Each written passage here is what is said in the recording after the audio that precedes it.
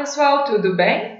Ontem nós falamos sobre forças, certo? Nós conceituamos a grandeza física, determinada força. Falamos também sobre algumas consequências da atuação de uma força ou de um conjunto de forças sobre um corpo. Se vocês lembram, uma das condições era o corpo permanecer em repouso ou em movimento retilíneo uniforme, né? Nós vamos dar aqui uma atenção especial a esse caso, tá? Quando a força resultante que atua sobre um corpo é nula, existem duas possibilidades. Então, o corpo ele pode apresentar força resultante nula e ele pode estar em repouso ou ele pode estar em movimento. Na situação em que a força resultante é zero, nós falamos que o corpo se encontra em equilíbrio dinâmico, ou seja, o seu estado de movimento é caracterizado pelo repouso ou pelo movimento retilíneo uniforme. Retilíneo, isso é importante, ok? Quando o corpo tem força resultante nula e permanece em repouso, a gente diz que ele se encontra em equilíbrio estático. E quando ele se encontra em movimento retilíneo uniforme, nós dizemos que ele possui um equilíbrio dinâmico, ok? Então, mas nos dois casos, a força resultante vai ser zero, ou seja, o somatório vetorial, a soma vetorial do conjunto de forças que atuam sobre um corpo devem retornar um vetor nulo, ok? Ou seja, devem se anular após ser somada. Isso significa que a atuação desse conjunto ou a não atuação de força tem a mesma consequência dinâmica sobre o corpo. Ele permanece em repouso ou ele permanece em movimento, ok? Bom, a condição de equilíbrio está associada ao conceito de inércia, né? O que seria inércia? Inércia é a tendência natural de um corpo de não alterar a sua condição de movimento, né? Quando não há atuando sobre ele uma força resultante. Ou seja, o que é a inércia, né? A inércia está associada com a propriedade de um corpo manter o seu estado de movimento. O estado de movimento de um corpo só pode ser alterado se sobre este corpo atua uma força resultante não nula, diferente de zero. Caso essa força não atue sobre o corpo, ele permanecerá por inércia no mesmo estado de movimento, que é inércia, que é a sua tendência de permanecer naquele estado, ok? A inércia ela é presente no dia a dia, Em várias situações nós observamos a presença da inércia, Aqui, por exemplo, quando o menino está andando de skate e encontra uma pedra, o skate entra em contato com uma pedra e a interação devida a este contato faz com que apareça sobre o skate uma força que freia o seu movimento, que cessa o seu movimento, certo? Entretanto, o menino que estava se movendo para a direita não sofreu a ação de nenhuma força. Portanto, ele continua a se mover, correto? Então, por inércia, o menino continua o seu movimento, porque sobre ele nenhuma força atuou, não é?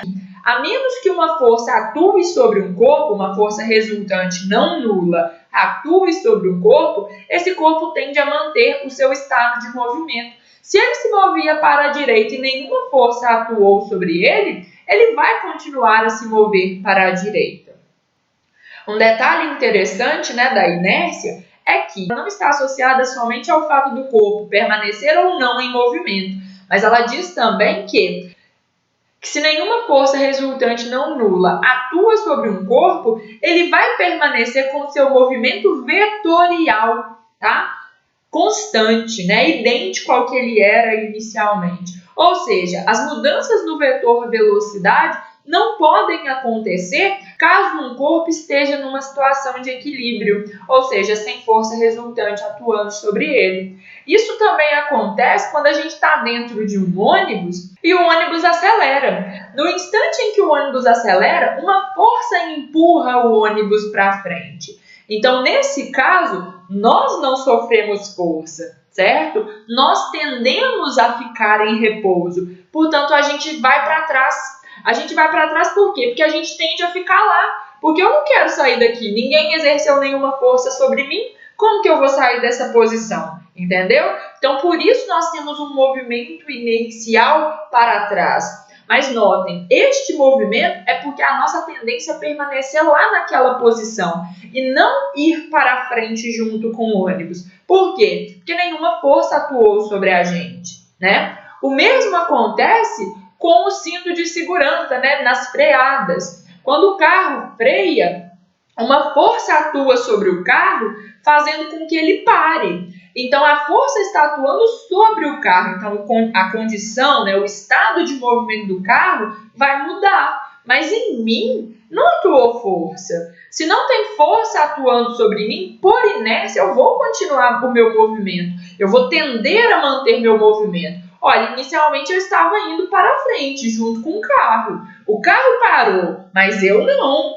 Eu não sofri ação de nenhuma força, então eu continuo a me mover para frente, né? Eu tenho um movimento inercial para frente. E aí vem a importância dos cintos de segurança, porque eles cessam, eles entram em contato com o nosso corpo, exercendo uma força para o nosso corpo, cessando o nosso movimento, certo? Então entendam, inércia é uma grandeza que está associada à tendência de um corpo permanecer no seu estado de movimento.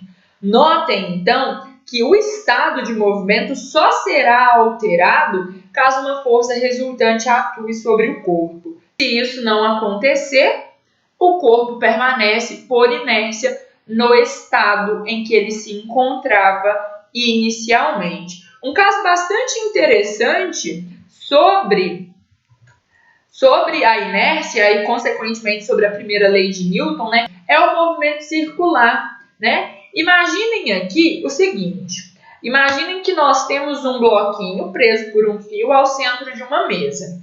Esse bloquinho, ele permanece na sua trajetória circular devido à força que o fio exerce sobre ele em direção ao centro. Mais à frente a gente vai ver que essa força é chamada de força centrípeta, tá certo?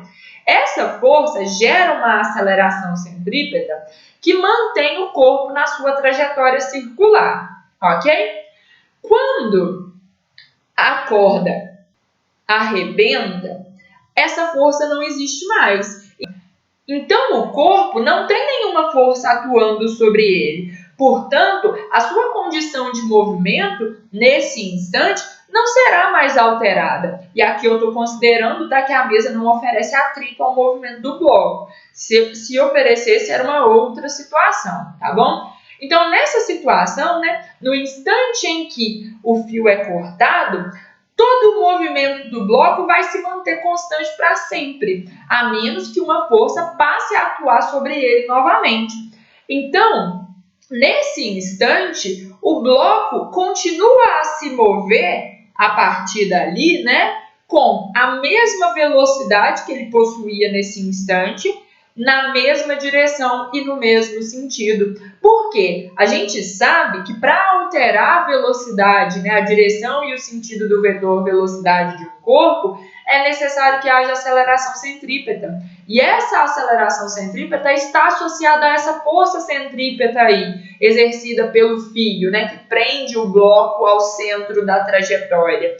Então, no momento em que essa força some, né, que essa força para de atuar sobre o bloco, o vetor velocidade para de sofrer alteração. A partir daí, ele permanece constante. Então, se nesse instante o vetor velocidade do bloco é esse representado aqui na figura, o bloco vai manter este movimento agora para sempre até uma nova força atuar sobre ele, é claro, né?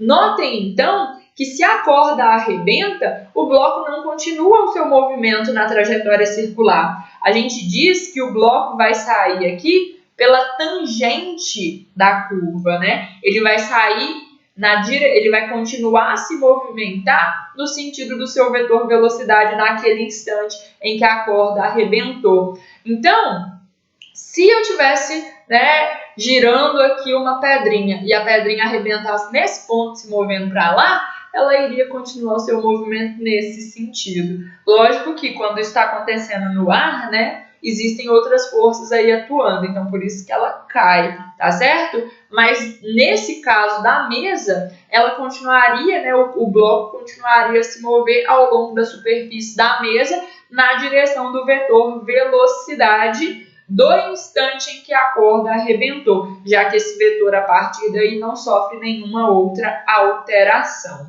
certo?